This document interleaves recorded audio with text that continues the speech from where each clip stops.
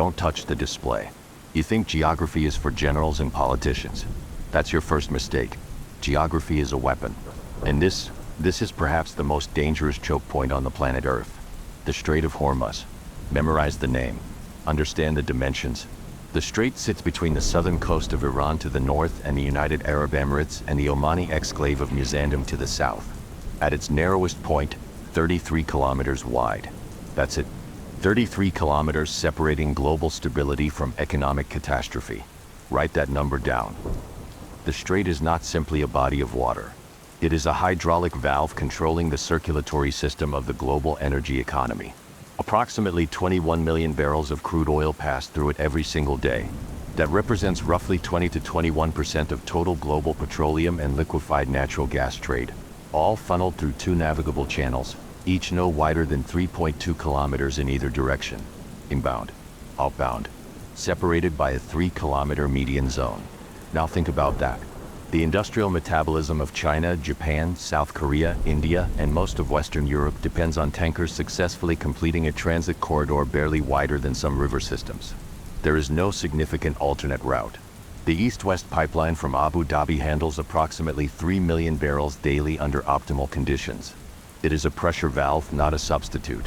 If the strait closes, even for 72 hours, energy markets don't slow down. They fracture. Here's what most strategists miss. They model the strait as a logistics problem. It isn't.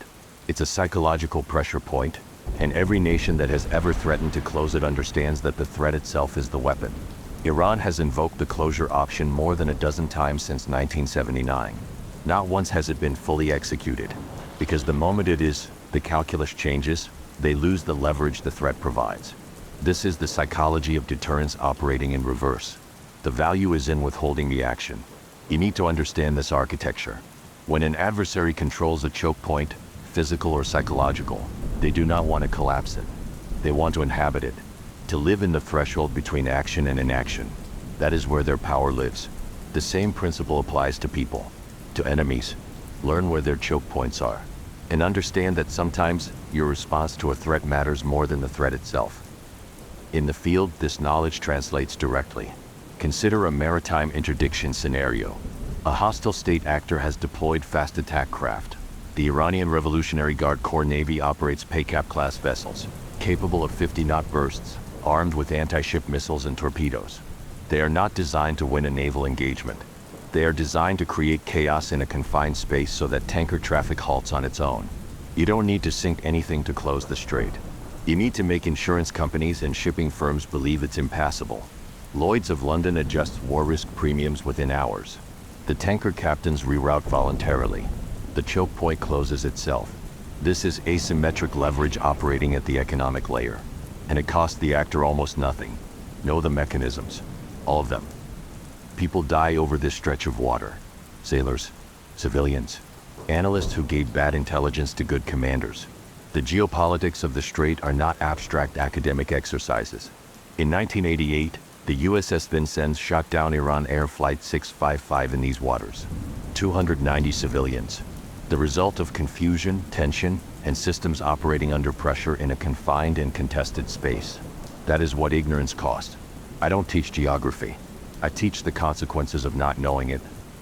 The Strait of Hormuz is 33 kilometers wide and controls 1/5 of the world's energy supply.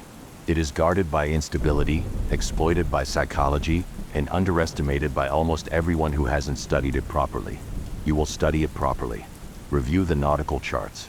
Cross-reference the energy transit data with the naval patrol patterns from the last 2 decades. Understand every incident in that corridor since 1980, not as history but as pattern recognition. Then review it again. I don't accept anything less than complete understanding. Not of this. Not of anything. Class dismissed.